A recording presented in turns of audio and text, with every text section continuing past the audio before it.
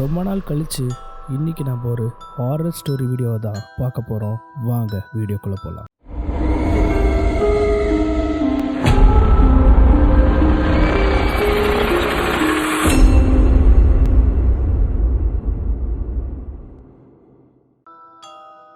சைத்தன்யா அப்புறம் நரேஷ் அவங்களோட ஃப்ரெண்டோட பர்த்டே பார்ட்டியை முடிச்சுட்டு லேட் நைட்டாக வீடு திரும்பிட்டு இருக்காங்க.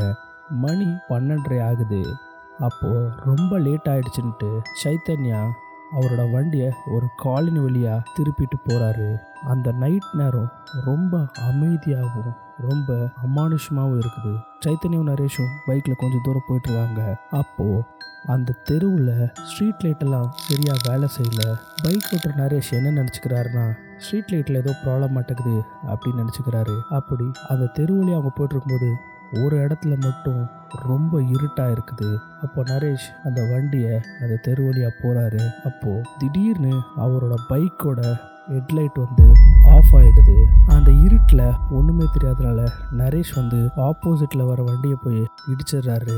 அப்போ அங்கே ஒரு சின்ன ஆக்சிடென்ட் ஆகுது. பட் அவங்க யாருக்குமே அடிப்படலை. அப்போ கீழே விழுந்த நரேஷ் எந்திரிச்சு ஆப்போசிட்டில் வந்த வண்டிக்காரனை திட்டுறாரு. எங்கள் வண்டியில் தான் லைட் வேலை செய்யலை, உனக்கு என்னதான் பிரச்சனை, நீயாச்சும் லைட் போட்டு வண்டி ஓட்டலாம்ல அப்படின்னு சொல்கிறாரு. அதுக்கு அந்த ஆப்போசிட்டில் வண்டிக்காரரும் என்ன சொல்கிறாருன்னா, யோ ஏன் லைட்டும் தாயா இந்த இடத்துல திடீர்னு வந்த உடனே வேலை செய்யலை அப்படின்னு அவங்க சண்டை போட்டுகிட்டே இருக்காங்க. அப்போது நரேஷும் சைத்தன்யாவும் ரொம்ப குழம்பி போகிறாங்க. எப்படி ஒட்டுக்கா 2 பேரோட வண்டி லைட்டும் ஆஃப் ஆகும்ட்டு. அப்படி அவங்க யோசிச்சுட்டு இருக்கும்போது அவங்க எதிர்த்தாப்புல ஒரு வீடு இருக்கு. அந்த வீட்டை நோக்கி இவங்க 3 பேரும் மெல்லமாக நடந்து போகிறாங்க. அந்த வீட்டை பார்த்து நரேஷ் சைத்தன்யாட்ட, டேய் இது அந்த வீடு தானே அப்படின்னு நரேஷ் சொல்கிறான். அதுக்கு சைத்தன்யாவும் இது அதே வீடு தான் அப்படின்னு சொல்லிட்டு அங்கேருந்த 3 பேரும் அதிர்ச்சியோட அந்த வீட்டை பார்க்குறாங்க. அந்த வீட்டிலேருந்து ஒரு பொண்ணு கத்தர சத்தம் கேட்குது. அந்த வீட்டோட ஜன்னலேருந்து ஒரு உருவம் தெரியுது. அப்போது அங்கேருந்து அந்த 3 பேரும் பயந்து ஓடி போகிறாங்க. அந்த வீடு என்னன்னா ஹைதராபாத்தில் இருக்கிற குந்தன் பாக் அப்படின்னு சொல்கிற மோஸ்ட் ஹாண்டடான ஹவுஸ் தான் அது. அன்னைக்கு நைட் அவங்க 3 பேர் பார்த்து பயந்த வீடு தான் ஹைதராபாத்லேயே இருக்கிற ஒரு மோஸ்ட் ஹாண்டடான ஹவுஸ் குந்தன் பாக் அப்படின்ட்டு. அந்த வீட்டோட பேக் ஸ்டோரி என்னன்னா, இந்த குந்தன் பாக் அப்படின்ற பேர் நீங்கள் எங்கேயாச்சும் கட்டாயமாக கேட்டிருப்பீங்க. அப்படி இல்லைன்னா நீங்கள் தேடி பார்த்தீங்கன்னா உங்களுக்கு நிறையா அமானுஷ்யமான கதைகள் தெரிய வரும். அண்ட் இந்த வீடு எப்படி மோஸ்ட் ஹாண்டட் ஹவுஸ் ஆச்சு, இந்த வீட்டோட பேக் ஸ்டோரி என்ன, வாங்க பார்க்கலாம். இயர் 2002 சம்மர் எண்டில் முகமது சாஜி இவன் ஒரு திருட.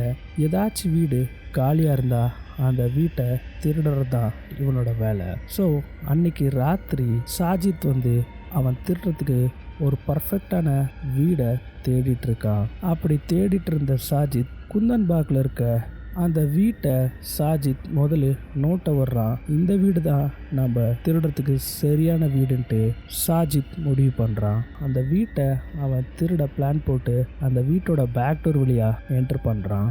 சாஜித் அந்த வீட்டில் இருக்க ஒவ்வொரு ரூமாக செக் பண்ணி அங்கே இருக்க திங்ஸ் எல்லாம் திருடிட்டு ஒரு ரூமாக செக் பண்ணிட்டு போகிறான். அப்படி சாஜித் எல்லா ரூமையும் செக் பண்ணிட்டு வரும்போது ஒரு ரூமை சாஜித் திறக்கிறான். அந்த ரூமை திறந்த உடனே ஒரு கெட்ட துர்நாற்றம் அந்த ரூம் பூரா வீசுது. அதை சாஜித்தால் சுவாசிக்கவே முடியல. அந்த துர்நாற்றத்தை தாங்கிக்க முடியாத சாஜித் என்ன பண்ணுறான்னா, அங்கே இருக்க ரூம் லைட்டை ஆன் பண்ணி எங்கேருந்து அந்த வாசனை வருதுன்னு பார்க்குறதுக்காக அங்கே இருக்க ரூம் லைட்டை ஆன் பண்ணுறான். அப்போது அந்த எதிர்த்தாப்பில் இருக்க பெட்டை பார்த்து சாஜித் மிரண்டு போகிறான். ஏன்னா அந்த பெட்டில் 3 பெண்களோட பணம் அந்த பெட்டில் அழுகி போயிருச்சு. அந்த பிணத்திலிருந்து தான் இந்த துர்நாற்றம் வந்துட்டு இருந்துச்சு. ஒரே பெட்டில் அந்த 3 பெண்களோட பிணம் கிடக்குது. அவங்க 3 பேரும் அந்த ஒரே பெட்டில் எப்படி இறந்தாங்கன்ட்டு யாருக்கும் தெரில. அந்த 3 பெண்களும் இறந்து போய் ரொம்ப நாள் ஆச்சு. ஏன்னா அந்த பாடி ரொம்ப டீகம்போஸ் ஆகிருக்கு. இந்த இடத்துல உங்களை நீங்கள் கற்பனை பண்ணி பாருங்கள். யாருமே இல்லாத வீட்டில் நீங்கள் உள்ளே போகிறீங்க. அப்போது வீடு எல்லாமே நீட் அண்ட் க்ளீனாக இருக்குது. ஆனால் ஒரு ரூமை மட்டும் திறந்து பார்க்கும்போது அந்த ரூமில் எதிர்த்தாப்பில் இருக்க பெட்டில் 3 பெண்களோட பிணம் அழுகிய நிலையில் இருந்தால் நீங்கள் என்ன பண்ணுவீங்க? இதை பார்த்த சாஜித் ரொம்ப பயந்து போகிறான். பயந்து போன சாஜித் அந்த வீட்டிலேருந்து உளுந்தடிச்சு ஓடி போகிறான் வெளியே. அந்த வீட்டிலேருந்து ரொம்ப தூரம் வெளியே வந்து அந்த தெருவில் இருந்த ஒரு பிசிஓ மூலமாக போலீஸ் ஸ்டேஷனுக்கு ஃபோன் பண்ணி இந்த விஷயத்தை இன்ஃபார்ம் பண்ணுறான். இந்த மாதிரி அவன் திருட வந்த இடத்துல 3 பணங்கள் கிடந்துச்சுன்னு. அவன் ஏன் இன்ஃபார்ம் பண்ணான்னா நாளை பின்ன அந்த கேஸ் அவன் மேலே வந்துடக்கூடாதுன்ட்டு. இங்கே வேடிக்கையான விஷயம் என்னென்னா, ஒரு திருடனுக்கு இப்படி ஒரு நிலைமை வரக்கூடாது. திருட போன இடத்துல இப்படியாகி அவனே போலீஸ்கிட்ட போய் வாலண்டியராக சரண்டர் ஆகிறான். So next day on 7th September 2002 police அந்த வீட்டுக்கு போகிறாங்க. போலீஸோட ஒரு டீம் சாஜித் சொன்ன அந்த வீட்டுக்கு போய் பார்க்குறாங்க. அந்த வீட்டுக்கு போன போலீஸ் செக் பண்ணிட்டு இருக்கும்போது 3 பெண்களோட பாடி ரொம்ப டீகம்போஸ் ஆகி அந்த பெட்டில் கிடக்குது. அதுக்கப்புறம் அவங்க பக்கத்தில் ஒரு பாட்டிலில் கருப்பு லிக்விட் இருக்குது. அது என்னென்னு தெரில, அதையும் அவங்க எடுக்கிறாங்க. லேட்டர் ஆன் போலீஸ் எல்லாம் இன்வெஸ்டிகேஷன் பண்ணதுக்கப்புறம் அவங்களுக்கு என்ன தெரிய வருதுன்னா, அங்கே இறந்து போனது யாருன்னு அவங்களுக்கு தெரிய வருது. அதில் 52 வயசான ஜெயபிரதா அப்படின்ற அம்மா இறந்துருக்காங்க. அப்புறம் அவங்களோட 2 பொண்ணுங்க தான் இறந்து போனது. ஒன்று யாருன்னு பார்த்தீங்கன்னா 32 years old நிஹாரிகான்ட்டு, அண்ட் இன்னொரு பொண்ணு 29 years old நித்யான்ட்டு. அண்ட் இந்த 3 பேர்த்தோட காஸ் ஆஃப் டெத் என்னன்னு பார்த்தீங்கன்னா, அவங்க பெட்டு பக்கத்தில் இருந்த அந்த பாட்டிலில் இருந்த கருப்பு கலர் லிக்விட், அது என்னன்னா அந்த பாட்டிலில் விஷயம் இருந்திருக்குது. இதில் ஸ்ட்ரேஞ்சான விஷயம் என்னென்னா, அந்த 3 பெண்களும் இறந்து போய் 3 மாதத்துக்கு மேலே ஆகுது. அங்கே அக்கம் பக்கம் இருந்தவங்களுக்கு ஒரு சின்ன டவுட்டு கூட வரல. ஸோ இந்த கேஸை இன்வெஸ்டிகேஷன் பண்ண போலீஸ் எல்லாம் அங்கே அக்கம் பக்கம் இருக்க நேபர்ஸ்கிட்ட விசாரிச்சா ஏதாச்சும் தெரியும்ட்டு விசாரிக்க போகிறாங்க. அங்கே செத்து போன அந்த 3 லேடிஸோட பிஹேவியர் என்ன, அவங்க வீட்டுக்கு யார் வருவா என்னென்னு தெரிஞ்சுக்கலான்ட்டு. அப்படி விசாரணை பண்ண போலீஸ் ஆஃபீஸர்ஸ் அங்கே இருந்த நேபர்ஸ்கிட்ட இவங்க எப்படி இருக்காங்க, இவங்களுக்கு இந்த வீட்டில் யார் யார் இருக்காங்க, யார் யார் வந்து போகிறாங்க, இவங்களோட பிஹேவியர்ஸ் எப்படின்னு அங்கே இருக்க நேபர்ஸ்கிட்ட அந்த போலீஸ் ஆஃபீஸர்ஸ் விசாரிக்கிறாங்க.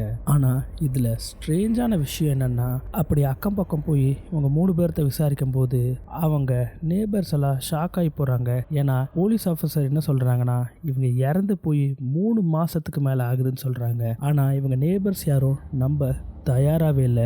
ஏன்னா யாரை கேட்டாலும் நேற்று தான் நான் அந்த பொண்ணை மாடி மேலே பார்த்தேன், அந்த வீட்டிலேருந்து பேச சத்தெல்லாம் வந்துச்சு, அந்த வீட்டுக்குள்ளே அவங்க 3 பேரும் நடந்து போகிறதெல்லாம் நான் பார்த்தேன், அந்த பால்கனியில் கூட அந்த அம்மா நின்றுட்டு இருந்ததை நான் பார்த்தேன் அப்படின்னு பால்கார அப்படின்ட்டு எல்லாரும் அந்த வீட்டு பக்கத்தில் இருக்க நேபர்ஸ் சொல்கிறாங்க.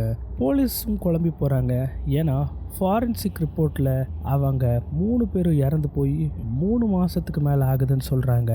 ஆனால் இந்த நேபர்ஸ் என்ன சொல்கிறாங்கன்னா, நேற்று கூட அவங்கள பார்த்தேன்னு சொல்கிறாங்கன்ட்டு போலீஸ் ஆஃபீஸர்லாம் ரொம்ப குழம்பி போகிறாங்க. அண்ட் இறந்து போன இந்த ஜெயபிரதா ஃபேமிலியும் நார்மலாக இருக்குல்ல. ஏன்னா ஜெயபிரதாவோட ஹஸ்பண்ட் திடீர்னு மாயமாக காண போயிடுறாரு. அவரோட இன்ஃபர்மேஷன் யாருக்குமே தெரில. அவர் எங்கே போனார், என்ன ஆனார்னு யாருக்குமே தெரியல. அவர் அப்படி திடீர்னு காணா போனதுலேருந்து இவங்க ஃபேமிலியிலேருந்து ரொம்ப விசித்திரமான விஷயம்லாம் பண்ண ஆரம்பித்தாங்க. அது என்னன்னா பிளாக் மேஜிக். அப்படி இவங்க இந்த பில்லி சூனியத்தில் எவ்வளோ இன்வால்வ் ஆகிருந்தாங்கன்னா, அக்கம் பக்கம் இருந்த வீட்டில் இருந்தவங்களுக்கு கூட இவங்க பில்லி சுனியம் பண்ணுறாங்கன்ட்டு தெரிய வருது. அப்படி என்ன மாதிரிலாம் பண்ணுவாங்கன்னா, இவங்களோட வீட்டு வாசலில் ஒரு பாட்டிலில் ரத்தத்தை நப்பி அதை அந்த வீட்டோட வாசலில் தொங்க விடுவாங்க. நடுராத்திரியில் வீட்டுக்கு நடுவில் கேண்டிலை சுற்றி வச்சுட்டு அதை சுற்றி இவங்க ரொம்ப சத்தமாக ஓடுவாங்க. அண்ட் இவங்க வீட்டிலேருந்து 2 நிமிஷம் தூரத்தில் தான் குப்பைத்தொட்டி இருக்குது. அந்த குப்பைத்தொட்டியில் குப்பையை கொட்டுறதுக்கு கூட இவங்க காரில் போய் யாருக்குமே தெரியாத மாதிரி அந்த குப்பைத்தொட்டியில் குப்பையை கொட்டுவாங்க. அப்படி அவங்க ஒளிச்சு மறைச்சு அந்த குப்பையை அந்த குப்பைத்தொட்டியில் கொட்டும் போது அந்த வழியாக யாராச்சும் போனாங்கன்னா அவங்க அம்மா ஜெயபிரதா அருவாள் எடுத்துட்டு அவங்கள துரத்திட்டு போவாங்களாமா. இப்படி இருந்த 3 பேர் திடீர்னு இறந்து போன உடனே அந்த அக்கம் பக்கத்தில் இருந்தவங்கெல்லாம் பயந்து போகிறாங்க.